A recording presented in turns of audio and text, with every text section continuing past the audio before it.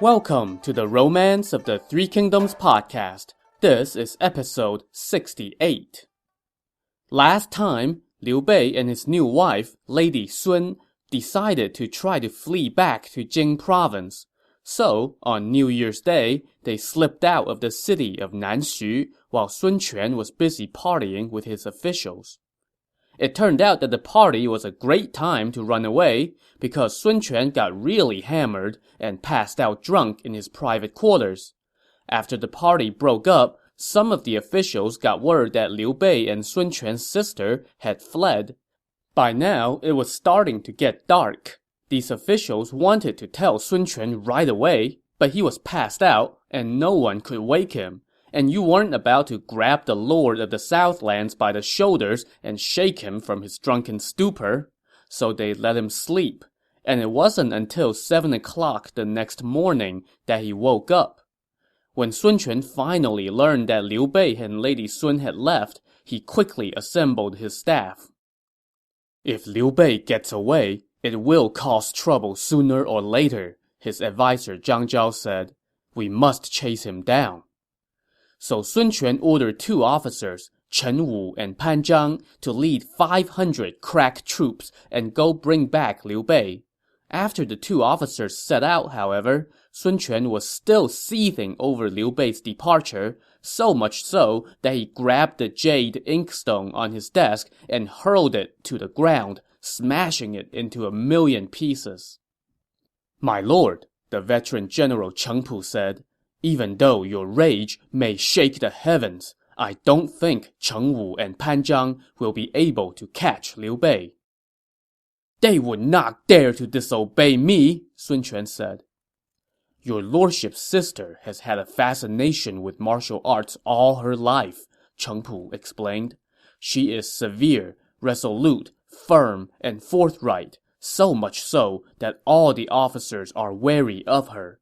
If she has left with Liu Bei, then she must have gone willingly. When the two officers catch up to them and are confronted by her, how can they move against her?" When Sun Quan heard this, he became even angrier. He gave his sword to two other officers, Jiang Qin and Zhou Tai, and told them, "Use the sword to bring back the heads of my sister and Liu Bei. If anyone disobeys, execute them immediately." So Jiang Qin and Zhou Tai took 1,000 soldiers and went on their way. Now, as for Liu Bei and company, they were moving at double time, stopping only twice to rest over the course of the night. As they were approaching the borders of the city of Chaisang, they saw a huge dust cloud behind them in the distance, accompanied by word from the soldiers in the back that they were being pursued. "What should we do?" Liu Bei asked his general Zhao Yun. "My lord, you go on ahead. I will fend them off," Zhao Yun told him. So Liu Bei hurried on ahead, but as soon as he went around a hill, he saw a squad of soldiers blocking the path up ahead. The two generals at the head of this roadblock shouted sternly, "Liu Bei, dismount and surrender now!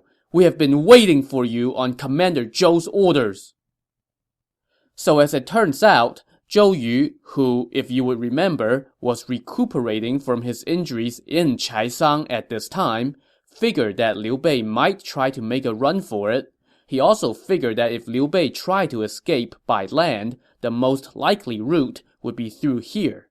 So Zhou Yu long ago ordered the officers Xu Sheng and Ding Feng to camp out here with 3,000 soldiers and watch for Liu Bei.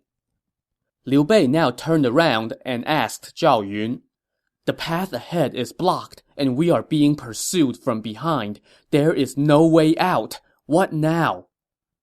"Don't worry, my lord. Master Zhuge gave me 3 strategies in silk pouches. I have opened the first 2, and they both work like a charm.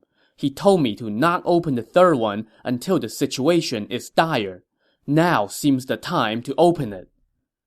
So they opened the last silk pouch, read the note from Zhuge Liang, and went, "Ah!"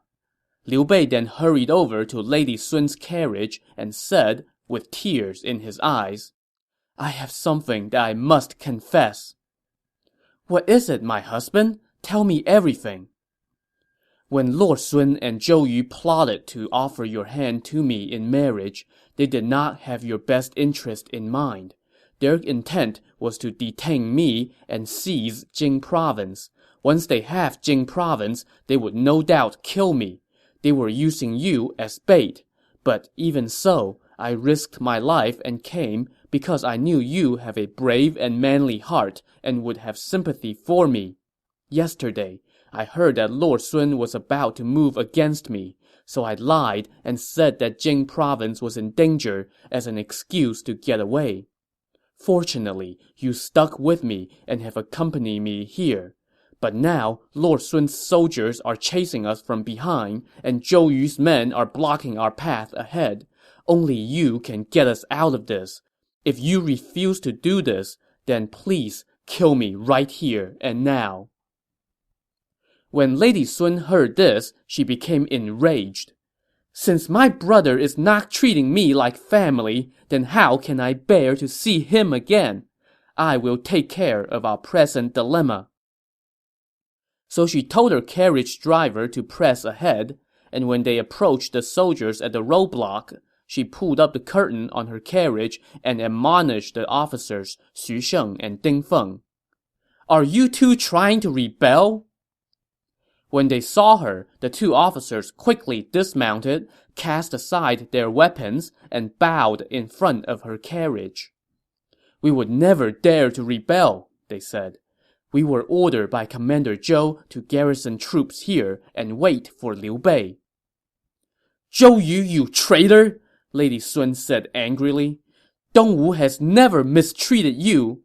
Lord Liu is the imperial uncle, not to mention my husband. I have already told my mother and brother that we were going back to Jing province, and now you two are blocking our path at the foot of a hill. Are you trying to rob us?" This little outburst put Xu Sheng and Ding Feng on their heels. They just kept repeating, "We would never dare. Your Highness, please calm down. This has nothing to do with us. We were acting on Commander Zhou's orders." "Oh, so you are afraid of Zhou Yu, but not me? Zhou Yu can have you executed, but I can't?" Lady Sun then proceeded to curse Zhou Yu for a little longer, and then told her driver to keep going. At this point, Xu Sheng and Ding Feng were thinking, "We are her subordinates, so how can we go against her?" On top of that, they also noticed how angry Zhao Yun appeared to be at this moment, and who wants a piece of the man who cut through Cao Cao's army single-handedly? So, they ordered their soldiers to stand aside and let Liu Bei's party through. After Liu Bei and company had gone off for a couple miles, Chen Wu and Pan Zhang, the first two officers that Sun Quan had sent in pursuit, arrived on the scene. Xu Sheng and Ding Feng told them what happened. "You were wrong to let them go," Chen Wu and Pan Zhang told them. "We were sent by our lord to bring them back." So the four of them joined forces and gave chase again. When Liu Bei heard the ruckus behind him, he said to his wife, "They are chasing us again. Now what?" "Husband, go on ahead.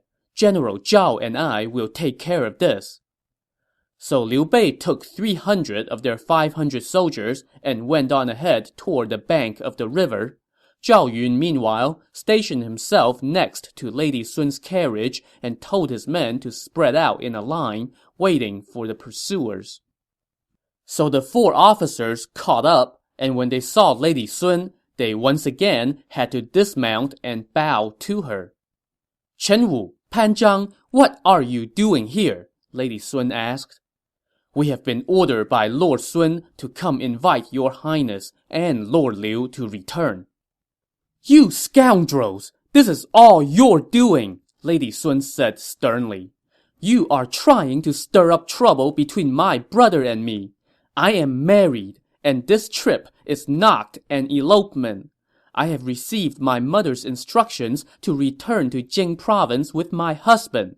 Even if my brother comes in person, he would need to act with propriety.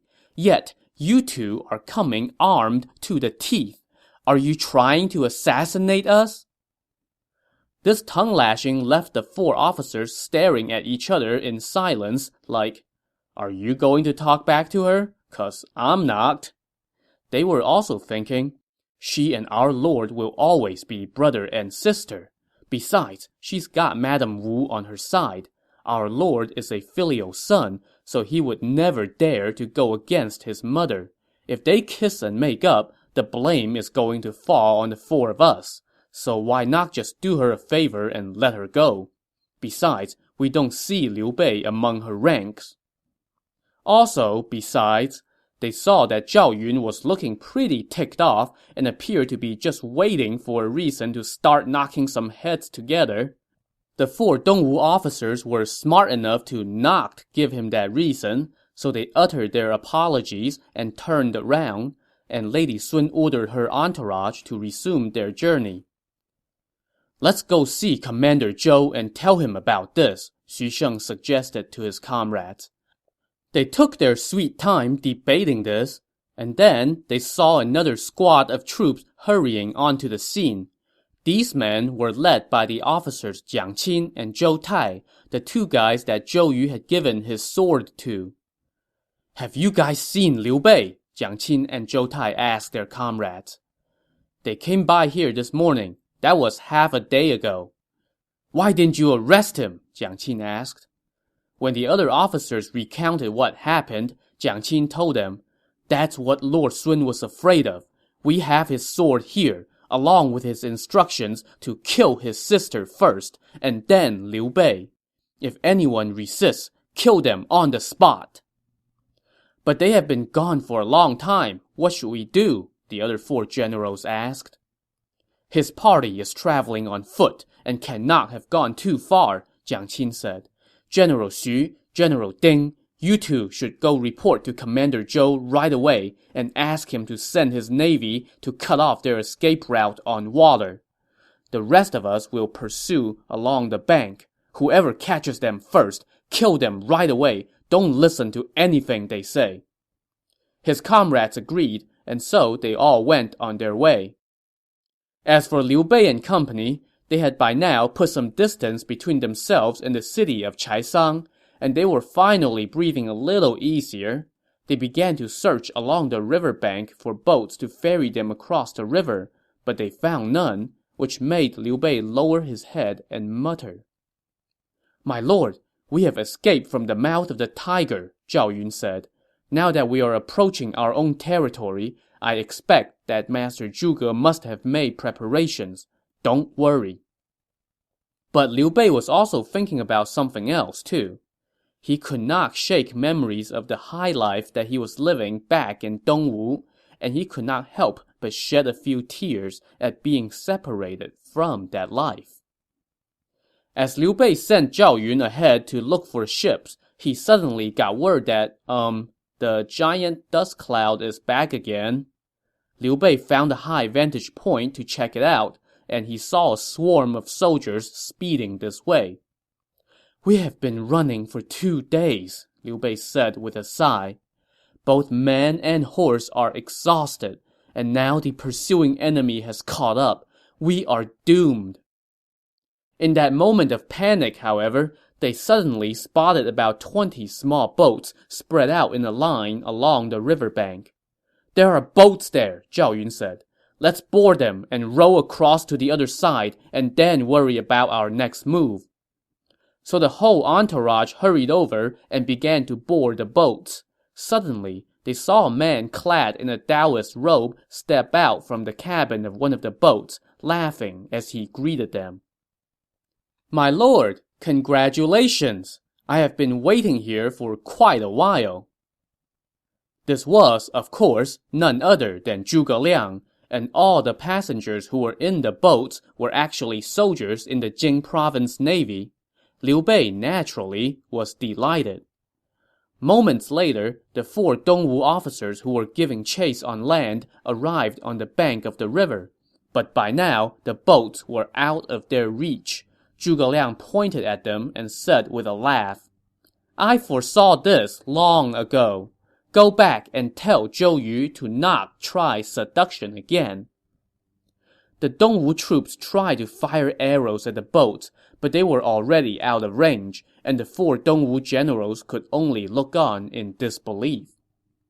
So Liu Bei was in the clear now, right? Well, not quite.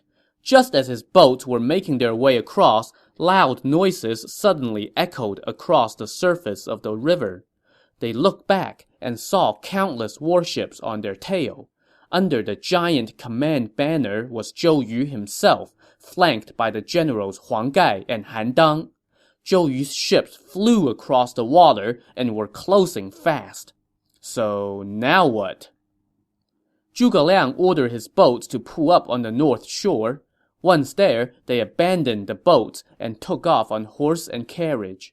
Zhou Yu followed suit and told his navy to dock their ships and give chase on land. Only a handful of Zhou Yu's officers had horses, while all the soldiers followed on foot. Zhou Yu led the way, followed closely by 4 officers. "Where are we?" Zhou Yu asked. His men told him that the borders of Huangzhou laid just up ahead. Also up ahead was Liu Bei's entourage. In fact, Zhou Yu could see them, so he ordered his troops to press on at warp 9.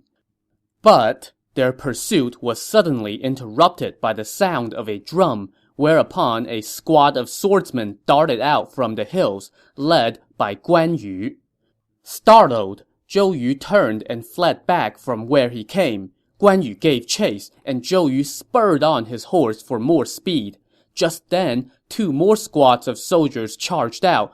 Both of these units belonged to Liu Bei, and they were led by Huang Zhong and Wei Yan, the 2 generals who had joined Liu Bei's ranks when he conquered the city of Changsha a couple episodes back. The Dongwu forces, now under attack on 3 sides, were routed and lost many men. Zhou Yu managed to scramble back to the bank of the river, where he and his men hurried onto their ships and sailed off. As they were leaving, though, Liu Bei's soldiers had a little parting shot for Zhou Yu. Standing on the shore, they shouted in unison, "Commander Zhou's brilliant scheme brings peace to all. He has given away the lady and lost troops to boot." This chant, no doubt courtesy of Zhuge Liang, was repeated time and again for all to hear. Zhou Yu, listening to this mockery and seeing Liu Bei and company camped out on top of a hill in the distance, became incensed and wanted to go back ashore to fight it out, but his officers wisely restrained him. Humiliated and impotent at the moment, Zhou Yu brooded on the thought of how he could possibly face Sun Quan now that his plan had imploded. The more he thought about this, the angrier he got, until suddenly he let out a loud cry of pain, lost consciousness, and collapsed as his old arrow wound burst open again. It took a while before his men could bring him back around, and they continued their no doubt dejected journey home. In the meantime, Zhuge Liang called off the chase and returned to Jing province with Liu Bei, whereupon they rewarded all their officers for their role in that day's success. While Liu Bei celebrated, Zhou Yu trudged back to Chaisang to, once again, recover from his wound. The 4 officers that Sun Quan had sent in pursuit of Liu Bei went back to the city of Nanxu to see Sun Quan. Needless to say, Sun Quan was ticked off. He wanted to send Cheng Pu at the head of an army to attack Jing province, no doubt spurred on by the letter that Zhou Yu had written to him, urging him to do exactly that. The civil adviser Zhang Zhao, however, spoke up against this. Cao Cao spends his days plotting revenge for his defeat at Red Cliff, Zhang Zhao said. The only reason he has not mobilized his troops is because he fears an alliance between us and Liu Bei. If we turn on each other because of a moment's anger, Cao Cao would capitalize and attack, and then we would be in danger. Another adviser, Gu Yong, agreed. Cao Cao no doubt has spies here, he said. If he gets word that there is discord between us and Liu Bei, he would no doubt try to ally with Liu Bei. If Liu Bei fears Dongwu, then he would no doubt stand with Cao Cao. If that happens, when would the Southlands know peace again? The thing to do now is to send an envoy to the capital Xuchang and offer a memorial to the emperor recommending that he appoint Liu Bei as the imperial protector of Jing province. When Cao Cao hears of this, he would be wary and will not try to invade the south. This would also rescind any grudge Liu Bei might hold against you. Then we can manipulate Cao Cao and Liu Bei and make them turn on each other, and we can use that opportunity to make a move. Your words are very wise, Sun Quan said, but who can we send as the envoy? There is someone here whom Cao Cao admires greatly, Gu Yong said. So this man that Cao Cao admired was named Hua Xin, and he had quite a reputation as a scholar. There's more backstory on him, but the novel doesn't get into all that until many, many chapters from now, so we'll just have to wait. For now, it's enough to know that Sun Quan dispatched Hua Xin to Xuchang to see Cao Cao. Hua Xin arrived in the capital just in time for a special occasion. Cao Cao had assembled his officials at the city of Yejun to celebrate the completion of the Bronze Bird Tower. So Hua Xin went to Yejun to crash the party. So we haven't really talked much about Cao Cao in a while. I think the last time we saw him, he was limping back to the capital after his disaster at Red Cliff. Since then, he had often entertained thoughts of launching another attack on the south to seek revenge. But he was wary of a coalition between Liu Bei and Sun Quan, so he had been holding off. But at this particular moment in the novel, which was the spring of the year 210, he dropped his thoughts of revenge for a little while and turned his attention to celebrating the completion of his retirement home, the Bronze Bird Tower. He assembled all his military officers and civil officials at the tower and threw a huge feast. The tower overlooked the Zhang River. It was actually a complex of 3 towers. In the center was the Bronze Bird Tower. On the left was a tower named Jade Dragon, and on the right was a tower named Golden Phoenix. Each tower stood more than 100 feet tall, and they were connected by 2 bridges. The same bridges, by the way, that gave Zhuge Liang the innuendo he needed to incite Zhou Yu to stand against Cao Cao. There were countless doorways, and the whole structure was painted gold and blue. On the day of the party, Cao Cao wore a golden cap inlaid with jade, donned a fine green gown, and strapped on a belt of jade and pearl-sewn shoes. He took his seat atop a high tier on the tower, while his officials and officers stood according to rank. For entertainment, Cao Cao first staged an archery competition among his officers. As incentive, he had his attendants bring out a fine red battle cloak and hang it on the branch of a poplar tree. Underneath the robe, he erected a target and drew a line 100 paces away. The officers were divided into 2 groups. Everyone who was from Cao Cao's familial clan wore red, while everyone else wore green. Everyone carried strong bows and long arrows and sat atop their horses awaiting instructions. And I would just pause and point out something that's not explicitly stated in the novel. So everyone who wasn't a member of Cao Cao's family wore green. But remember that Cao Cao himself was also wearing green on this day.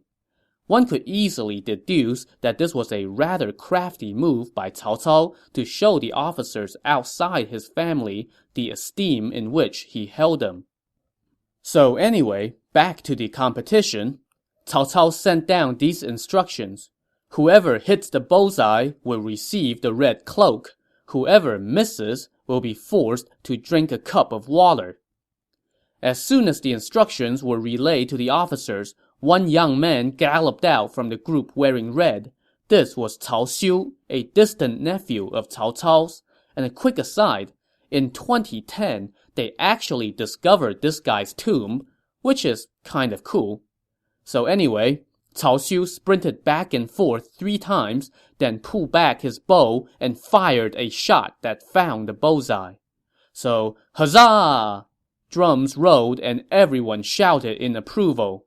Cao Cao was quite delighted and said, "He is my clan's thoroughbred."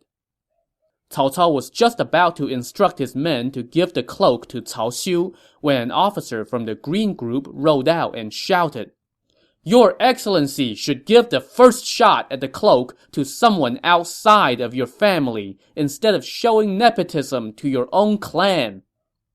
This was Wen Pin, the best of the lot of officers who had surrendered to Cao Cao when he marched through Jing province. So now Wen Pin wanted to show off his skills. As he rode, he fired an arrow that also struck bullseye. So once again, huzzah! The drums rolled and the men roared in approval. "Bring me my cloak!" Wen Pin shouted. But just then, another officer rode out from the red group. This was Cao Hong, one of Cao Cao's cousins and a veteran general in his army. Cao Hong lectured Wen Pin sternly. "Cao Xiu was the first one to hit. Why are you trying to take what is his? Let me settle this for the 2 of you." So Cao Hong pulled back his bowstring and let fly an arrow of his own.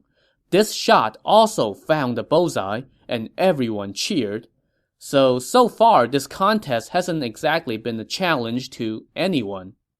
Cao Hong was just about to go take the cloak for himself when someone from the green side rode out and shouted, "There's nothing remarkable about what the 3 of you have done. Watch me!" This man was Zhang He, who had defected from Yuan Shao to join Cao Cao way back in our narrative. Zhang He sprinted into the arena like the wind, twisted his body around, and fired a shot with his back to the target. This shot also struck the bullseye, drawing more huzzahs from the crowd. So there were now 4 arrows stuck in the bullseye, and Zhang He said, "The cloak should belong to me." But just then, another guy rode out from the red group and shouted, "What's so special about shooting with your back to the target? Watch me take the cloak." This was the officer Xiahou Yuan, and although his last name was Xiahou, he was a member of Cao Cao's clan, because Cao Cao's father, remember, was actually named Xiahou before he was adopted by a court eunuch with the last name Cao. Xiahou Yuan rode to the edge of the arena, turned and fired, and his arrow struck in the middle of the 4 arrows that were already on the bullseye. "Is that shot worthy of the cloak?" Xiahou Yuan shouted, rhetorically, as the drums rolled. Someone obviously did not think so. It was the general Xu Huang from the green group, who shouted, "Leave the cloak for me!" "How can you top my shot?" Xiahou Yuan asked. "Hitting a bullseye is nothing special. Watch me take the cloak," Xu Huang answered as he fired a shot, not at the bullseye, but at the poplar branch from which the cloak hung. The shot was true, and the branch snapped, and the cloak fell to the ground. Xu Huang galloped over, picked up the probably now dusty cloak, put it on, rode back to in front of the tower, and said loudly, "Thank you, Your Excellency!" Everyone was admiring Xu Huang's skills, and the archery competition came to a close. Oh, wait. Somebody was not quite ready to declare the contest over just yet. To see who this was and how this contest will be settled, tune in to the next episode of the Romance of the Three Kingdoms podcast. Thanks for listening.